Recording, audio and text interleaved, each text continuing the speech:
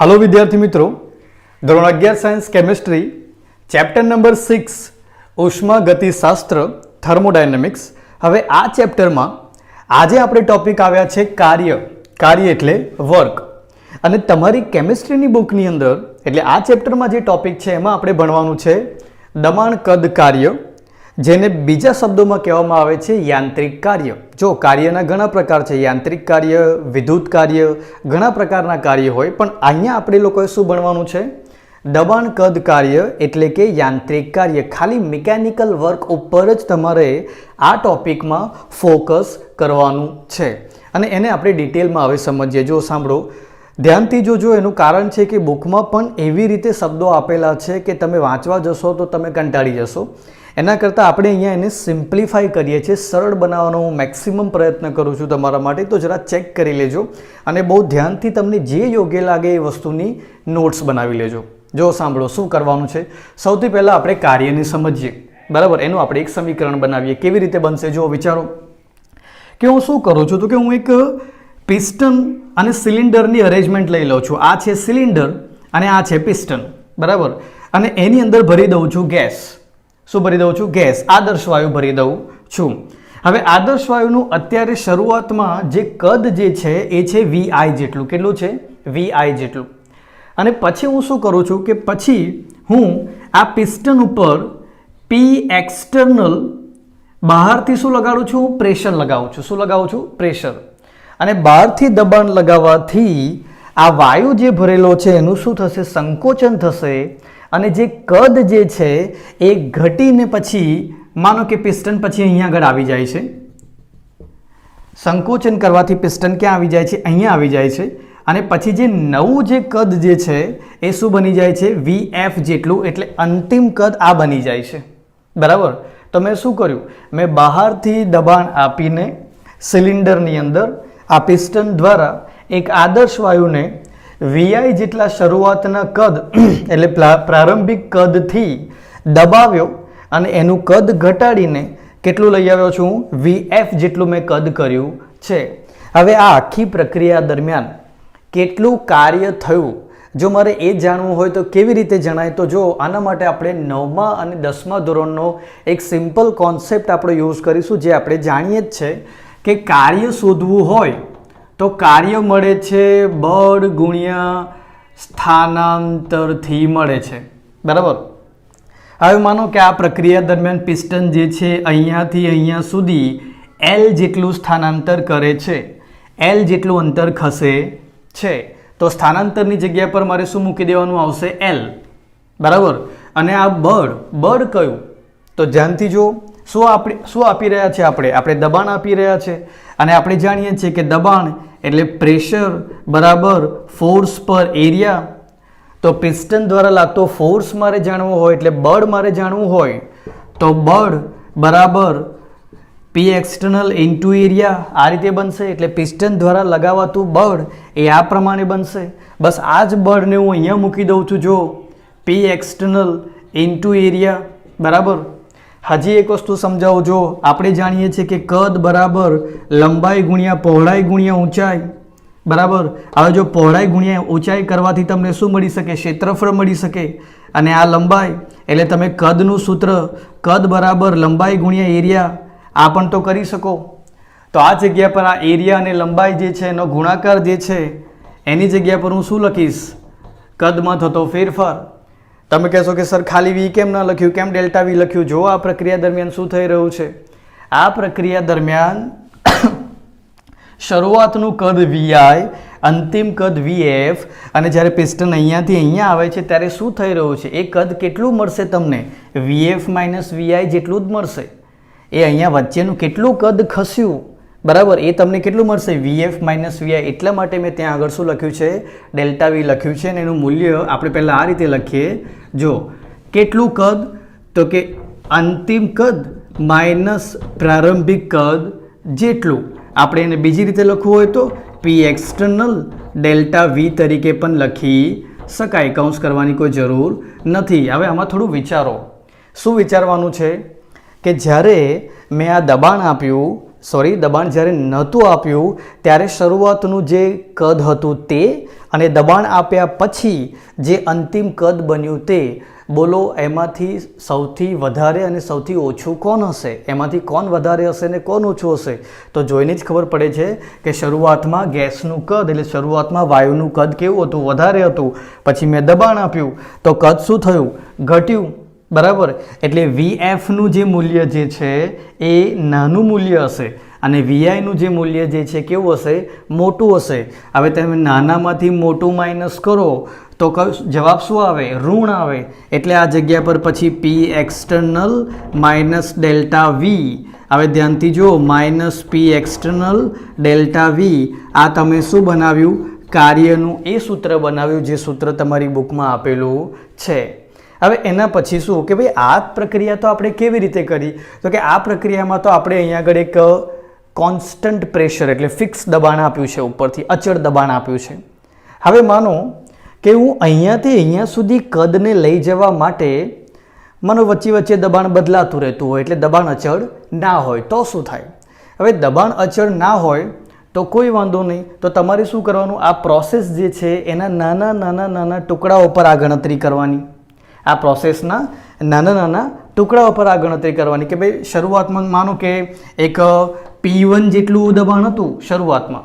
આપણે એક સ્ટેજ લઈએ, માનો કે 1 સેકન્ડ, શરૂઆતના 0 સેકન્ડથી શરૂઆત કરીએ તો શરૂઆતમાં P1 જેટલું હતું તો એના લીધે ફેરફાર આવ્યો ડેલ્ટા V1 જેટલો. પછી થોડુંક નીચે ગયું, P2 જેટલા દબાણ પર ફેરફાર આવ્યો ડેલ્ટા V2 જેટલો. પછી P3 જેટલા દબાણ જ્યારે બદલાયું તો ત્યારે ફેરફાર આવ્યો ડેલ્ટા V3 જેટલો. એમ કરતાં નીચે સુધી આપણું આ VF જે છે ત્યાં સુધી પહોંચ્યા. તો જ્યારે દબાણ અચળ ના હોય તેવા સમયે શું કરવાનું? તો તેવા સમયે આ જે નાના નાના ફેરફારો આવે છે આ બધા જ નાના નાના ફેરફારોનો બેઝિક સરવાળો લેવાનો. એટલે કહેવું છે કે એવા કેસમાં જ્યારે દબાણ અચળ ના હોય, દબાણ બદલાતું રહેતું હોય એવા કેસમાં કાર્ય જે છે એ તમને બુકમાં લખેલું જ છે કે એમાં આ રીતે આપવામાં આવ્યું છે. ચેક કરો, બુકમાં આ સૂત્ર પણ ક્લિયર આપેલું છે. એમાં શું કરવાનું કે જો તે વખતે ઘણા બધા નાના નાના ફેરફારો થશે, એ બધા જ નાના નાના ફેરફારો જે છે એ બધા જ ફેરફારોનો બેઝિક સરવાળો લેવાનો. હવે આ ફેરફારો જો અતિશય નાના હોય, ખૂબ નાના હોય તો તે વખતે આ સરવાળો જે છે એ સિગ્મા તરીકે લેવામાં આવતો નથી, ત્યારે એને સંકલનમાં લેવામાં આવે છે. એટલા માટે પછી આ સાઇન જુઓ, એના પછી આપેલું છે તમને આ રીતે. ત્યારે તમે આવું કરી શકો, ઇનિશિયલથી લઈને ફાઇનલ સુધી. પછી ફાઇનલ તમને આ સૂત્ર મળશે. બરાબર. આ ફેરફારો કેવા છે? અતિશય નાના, એકદમ સૂક્ષ્મ ફેરફારો. એટલા બધા કે ભાઈ શરૂઆતમાં પિસ્ટન જે છે એ વીઆઈથી થોડુંક જ નીચે આવે છે, પછી થોડું નીચે, પછી થોડું નીચે, પછી થોડું, એકદમ સ્લો પ્રોસેસ. અતિશય નાના નાના ફેરફારો આપણે કરતા હોય તો તે દરમિયાન જે છે એ સૂત્ર જે છે એ આ પ્રમાણે આપી શકાય. જો વીઆઈથી લઈને વીએફ સુધી જેટલું પણ નાના ફેરફારોનું જેટલા પણ કાર્ય થયા એ બધા જ કાર્યોનું સંકલન તમને કુલ કાર્ય આપશે. અને આ કુલ કાર્ય જે છે એ તમે પ્રક્રિયાને અતિશય નાના એવા તબક્કાઓમાં વહેંચીને મેળવ્યું છે. એટલે દરેક વખતે કદમાં થતો ફેરફાર પણ અતિશય સૂક્ષ્મ હશે. એટલે તે વખતે પછી જે આ ડેલ્ટા વી આપણે જે આગળ લખ્યું હતું એની જગ્યા પર શું આવશે? ડીવી આવશે. અને આ રીતે અતિશય સૂક્ષ્મ તબક્કામાં થતી એક પ્રક્રિયા માટે તમને સંકોચન પ્રક્રિયા માટે તમને કાર્યનું એક સમીકરણ તૈયાર થઈને મળશે. અને હવે સમજીએ એક કામનો ટોપિક, એક કામનો મુદ્દો શું છે? પ્રતિવર્તી પ્રક્રમ. હવે આમાં એવું છે કે એટલા ડિફિકલ્ટ શબ્દો, એટલું કહેવાય ને કે ભયાનક ગુજરાતી આની અંદર કરેલું છે કે ટીચર્સને પણ કેટલીક વાર એવું થઈ જાય કે આ લોકોએ શું કર્યું છે. બરાબર. તો મને કેટલી વાર એવું થાય કે ચલો ટીચર્સને એવું હોય તો સ્ટુડન્ટ જ્યારે આને વાંચતા હોય ત્યારે એમને કેટલી તકલીફ પડતી હશે. બટ કંઈ નહીં, ચલો આપણે એને થોડું સિમ્પ્લિફાઈ કરીએ. સીધા શબ્દોમાં સાયન્સ સમજાવી શકાય તેમ છે. તો આટલું બધું એને મીન્સ માળી મચેડીને આપવાની શું જરૂર છે? મારો ઓલવેઝ આ ક્વેશ્ચન રહ્યો જ છે કે ટેક્સ્ટબુક બનાવો તો ટેક્સ્ટબુક એવી બનાવો કે છોકરાઓ જલ્દીથી સમજી શકે. એવી નહીં બનાવવાની કે છોકરાઓનો અભ્યાસ ઉપરથી મન ઉઠી જાય. પણ હવે આપણે કંઈ કરી શકીએ નહીં આની અંદર. બસ ખાલી આવું એક ટકોર કરી શકીએ કે થોડું સુધારો થઈ શકતો હોય તો પ્લીઝ કરજો. જો સાંભળો, આપણે આની પર કામ કરીએ. પ્રતિવર્તી પ્રક્રમ કહેવામાં આવે છે રિવર્સિબલ પ્રોસેસ. હવે સાંભળજો ધ્યાનથી. શું છે કે પહેલાં તમને આ બુકની લેંગ્વેજ જે છે એને હું તમને તોડીને બતાવું છું. શું લખ્યું છે કે પ્રક્રમ કે જેને, પ્રક્રમ એટલે પ્રક્રિયા, પ્રોસેસ, કે જેને ગમે તે ક્ષણે અનંત સૂક્ષ્મ રીતે પ્રતિગામી કરી શકાય. પ્રતિગામી એટલે રિવર્સ કરી શકાય. બરાબર. પ્રતિવર્તી પ્રક્રમ ઘણી જ ધીમી રીતે શ્રેણીબદ્ધ સંતુલિત અવસ્થાઓથી આગળ વધે છે કે જેથી પર્યાવરણ અને પ્રણાલી બંને એકબીજા સાથે સંતુલનમાં હોય. હવે એક ઉદાહરણથી સમજીએ આપણે. જો હું શું કરું છું તો કે હું એ પિસ્ટન સિલિન્ડરની અંદર, આ રહ્યું પિસ્ટન અને આ સિલિન્ડર, એમાં મેં ભરી દીધો છે ગેસ. હવે હું શું કરું છું કે આ પિસ્ટનની ઉપર હું આ રીતે W જેટલું વજન મૂકી દઉં છું. પિસ્ટનની ઉપર શું કરું છું? W જેટલું વજન. હવે એક સાથે આટલું વજન મૂકી દેવાથી પિસ્ટન અચાનક જ એની શરૂઆતના કદની સ્થિતિથી સીધું ક્યાં આવી જશે? નીચે આવી જશે. અને માનો કે પિસ્ટન એટલું વજન મૂક્યા પછી આવી ગયું આ જગ્યા પર VF, એટલે ફાઇનલ કદની સ્થિતિ ઉપર આવી ગયું. હવે આ પ્રોસેસ અચાનક બની, એકદમ ફાસ્ટ બની. બરાબર. એટલે આપણને ખાલી એની શરૂઆતની સ્થિતિ અને અંતિમ સ્થિતિ આના વિશે જ માહિતી મળી શકી. એની વચ્ચેના ભાગમાં જે તબક્કાઓ આવ્યા એના વિશેની કોઈ માહિતી આપણને મળી શકી નહીં. બરાબર. આવી જે પ્રક્રમ એટલે આવી પ્રક્રિયાઓ જે અતિશય ફાસ્ટ થતી હોય, ખૂબ જ ફાસ્ટ થઈ જતી હોય, આવી બધી પ્રક્રિયાઓ જે છે તેમને ઇરિવર્સિબલ, અપ્રતિવર્તી પ્રક્રમ કહેવાય. અને પ્રતિવર્તી કોને કહેવાય? તો કે હું આ જ પ્રક્રિયાને હવે શું કરું છું? આ જ પિસ્ટન પર વજન, માનો કે આ વજન જે છે ને 50 કિલોગ્રામનું હતું. કેટલું હતું? 50 કિલોગ્રામનું. હવે આ જગ્યા પર હું 50 કિલોગ્રામનું જ વજન મૂકું છું, પણ એને મૂકું છું 10-10ના ટુકડામાં. એટલે 1 2 3 4 અને 1 2 3 4 5, એટલે 10 10 10 10 અને 10 આવી રીતે મૂકું છું. તો જ્યારે આ રીતે મેં મૂકું છું એ વજન, તે વખતે પિસ્ટન શરૂઆતની કદની સ્થિતિમાંથી ભલે અંતિમ કદની સ્થિતિ પર પહોંચી જાય ધીરે ધીરે. બરાબર. જો હવે હું શું કરું છું? આ પ્રક્રિયાને અલગ રીતે કરું છું. કેવી રીતે કરું છું કે પહેલાં મેં શું કર્યું કે 50 કિલોગ્રામનું વજન જે છે એ સીધું જ મૂકી દીધું. અચાનક ભાર આવવાથી પિસ્ટન સીધું પહોંચી ગયું VF પર, એટલે અંતિમ કદની સ્થિતિ પર. અને આ પ્રક્રિયા અચાનક ખૂબ જ ફાસ્ટ બની ગઈ. એટલે મને ખાલી શરૂઆતની અને અંતિમ સ્થિતિ વિશે જ માહિતી મળી, વચ્ચે શું બન્યું એના વિશે માહિતી મળી નહીં. હવે હું શું કરું તો કે હવે આ જ વસ્તુ બીજી રીતે કરું છું. પહેલાં 10નો એક ટુકડો મૂકું તો પિસ્ટન થોડુંક નીચે આવશે. પછી 10નો બીજો ટુકડો મૂકું, હજી થોડું નીચે આવશે. ત્રીજો ટુકડો મૂકું, હજી નીચે આવશે. એમ કરતાં હું ફાઇનલ સુધી પહોંચ્યો. તો હવે જુઓ, હવે શું છે તો કે હવે દર વખતે એવું બની રહ્યું છે કે હું એક ટુકડો મૂકીશ તો પિસ્ટન થોડું નીચે આવશે. એટલે કદમાં થતો જે ફેરફાર જે છે કેવો છે? અતિશય સૂક્ષ્મ. એટલે શરૂઆતમાં જો V જેટલું કદ હતું તો એમાં ફેરફાર કેવો થયો? અતિશય સૂક્ષ્મ DV જેટલો જ ફેરફાર થયો. કેટલો ફેરફાર થયો? DV જેટલો જ ફેરફાર થયો. તો હું એવું કહી શકું, હવે આ ફેરફાર જે છે બહુ જ નાનો હોય તો ઓલમોસ્ટ આ વસ્તુ શરૂઆતના કદ જેટલું જ આવે. ઓલમોસ્ટ આ શરૂઆતની જે સ્થિતિ હતી એની બહુ જ નજીક જ રહ્યા. બરાબર. ચલો હજુ તોડીએ છીએ. આપણે શું કરીએ છીએ કે આ 10 નથી રાખતા, આપણે એક કામ કરીએ છીએ, ખાલી એક કિલોગ્રામના 50 ટુકડા. તો ખાલી 1 જ કિલોગ્રામનું વજન મૂકીશ તો આ પિસ્ટન થોડું હલશે. આમ જો ધ્યાન નહીં આપો તો ખબર પણ નહીં પડે કે પિસ્ટન નીચે આવ્યું છે. બરાબર. પછી 2 કિલોગ્રામ, પછી 3 કિલોગ્રામ, એવી રીતે હું આ આખી પ્રક્રિયા, જે આ પ્રક્રિયા હતી એને મેં અનંત રીતે સૂક્ષ્મ તબક્કાઓની અંદર વહેંચી દીધી અને આ પ્રક્રિયાને એકદમ સ્લો કરી દીધી, ખૂબ જ ધીમી કરી દીધી. અને ખૂબ જ ધીમી પ્રક્રિયાનો એક ફાયદો છે કે આ પ્રક્રિયાને તમે કોઈ પણ ક્ષણે એટલે કોઈ પણ જગ્યા પર તમને એવું થાય કે મને આ જગ્યા પર એવું થયું છે કે હવે હું અહીંયા આ ટી ટાઈમ પર મને એવું થયું કે આ પ્રક્રિયાને મારે હવે રિવર્સ કરી દેવી છે, તો શું કરું? વજન મૂકવાનું બંધ કરી દઉં, જે વજન છે ને એક એક કરીને ઉઠાવી લઉં, તો ફરી પાછી આ પ્રક્રિયા પોતાની મૂળ સ્થિતિ ધારણ કરી લેશે. એટલે આ પ્રક્રિયા એવી છે જેને તમે કોઈ પણ સ્થળે કોઈ પણ ક્ષણે તમે એને પોતાની મૂળ સ્થિતિમાં પાછી લાવી શકો છો. અને બીજું કે આ એવા તબક્કાઓમાં થતી હોય છે, એટલા સૂક્ષ્મ તબક્કાઓની અંદર આ પ્રક્રિયા થતી હોય છે કે જેની અંદર તમને દર વખતે એવું જ લાગશે જાણે પ્રણાલી એટલે સિસ્ટમ અને પર્યાવરણ વચ્ચે સંતુલન જ સ્થપાયેલું છે.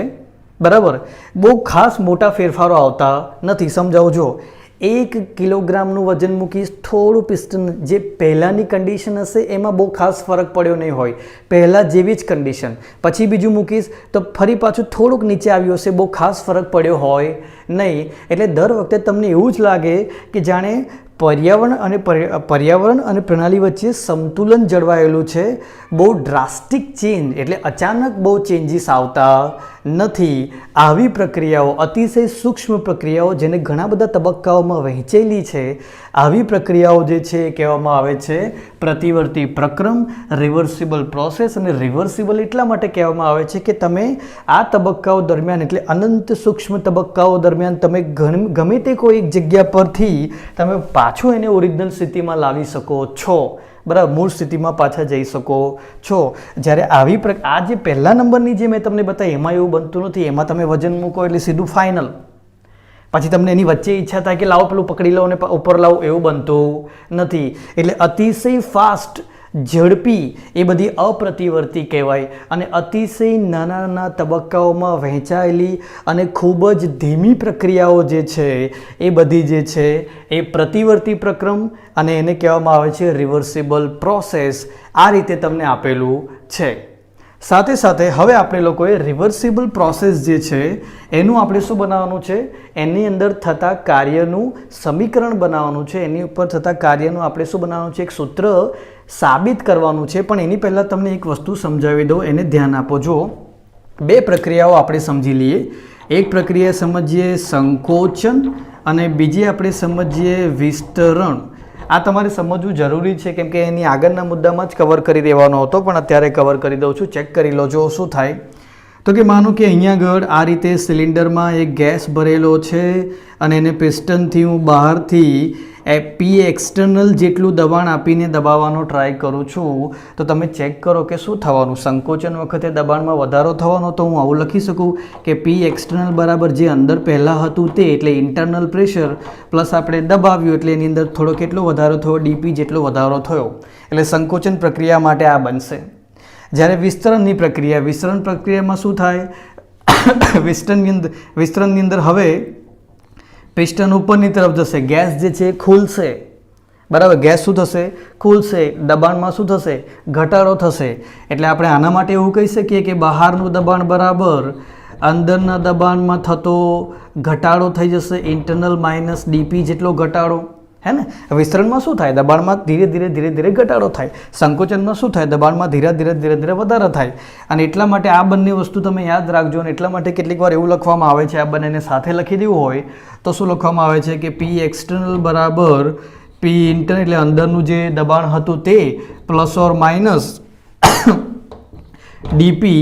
આ પણ તમને બુકની અંદર જે છે તે આપેલું છે, જે આના માટે નથી. ભૂલથી આના માટે સમજી લેતા નહીં. અને હવે આપણે પ્રતિવર્તી પ્રક્રમ માટે કાર્યનું સમીકરણ મેળવીએ. જો, આ આપણે દબાણ અને કદનું જે કાર્ય એનું જે સમીકરણ હતું તેનો જ ઉપયોગ કરવાનો છે, આ શરૂઆતથી લઈને અંતિમ કદ સુધી.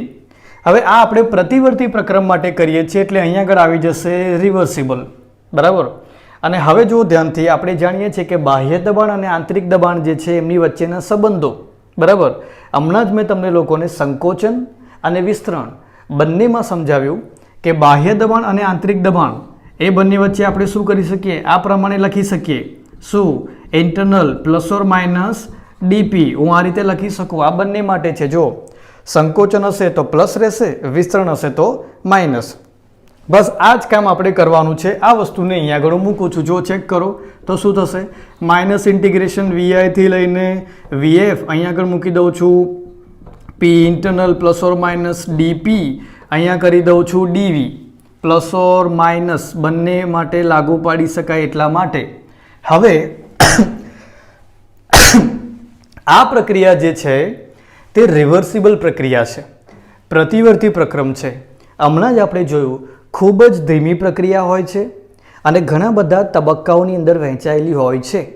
એટલા બધા તબક્કાઓમાં વહેંચાયેલી હોય છે કે એની અંદર આવતા ફેરફારો કેવા હોય છે, એટલા બધા સૂક્ષ્મ, અતિ સૂક્ષ્મ, જેના કારણે પર્યાવરણ અને પ્રણાલી વચ્ચે હંમેશા સંતુલન જળવાયેલું રહે છે. અને અતિ સૂક્ષ્મ ફેરફારો હોય, ખૂબ જ નાના ફેરફારો હોય તો એમના મૂલ્ય જે છે એમને અવગણી શકાય. એટલે મેં આ ડીપી જે છે એ ફેરફાર જે થાય છે એને શું કરું છું, અવગણું છું. તો આ સમીકરણ જે છે એ વીઆઈથી લઈને વીએફ સુધી પી ઇન્ટરનલ અને ડીવી આ પ્રમાણે બની જશે. હવે શું કરવાનું છે તો કે આ બની ગયું વાયુનું આંતરિક દબાણ, અને વાયુનું આંતરિક દબાણ, વાયુનું દબાણ આવ્યું એટલે તરત જ આપણે પીવી બરાબર એનઆરટી વાયુ માટેનું સમીકરણ વાપરી શકીએ. આમાં પી બરાબર એનઆરટી બાય વી આ મૂલ્યને અહીંયા આગળ લાવવાનું છે. જો ચેક કરો, માઇનસ ઇન્ટિગ્રેશન વીઆઈથી વીએફ, આ જગ્યા પર લખું છું એનઆરટી બાય વી અને અહીંયા આગળ આવશે ડીવી.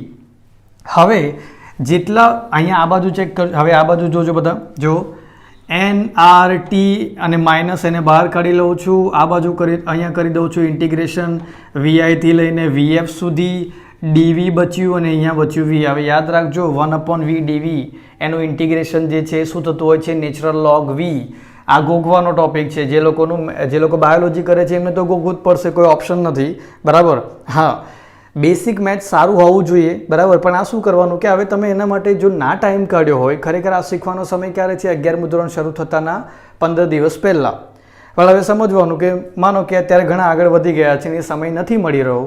હા, ટાઈમ કાઢવો જરૂરી છે, પણ ના સમય મળી રહ્યો હોય તો શું કરવાનું કે જ્યારે આપણે કંઈક નવું ગણતા જઈએ, દાખલા ગણતા જાઓ, તો જે મેથ્સના સ્ટેપ આવે છે, હું ખાસ કરીને બાયોલોજીવાળા છોકરાઓ માટે વાત કરું છું, કે જે મેથ્સના સ્ટેપ આવે છે એને અલગ એક નોટમાં લખતા જવું, જેનાથી તમારી ઓટોમેટિક મેથ્સની જે થોડી ઘણી તૈયારી છે, જે તમારે યાદ રાખવાનું છે તે થઈ જશે.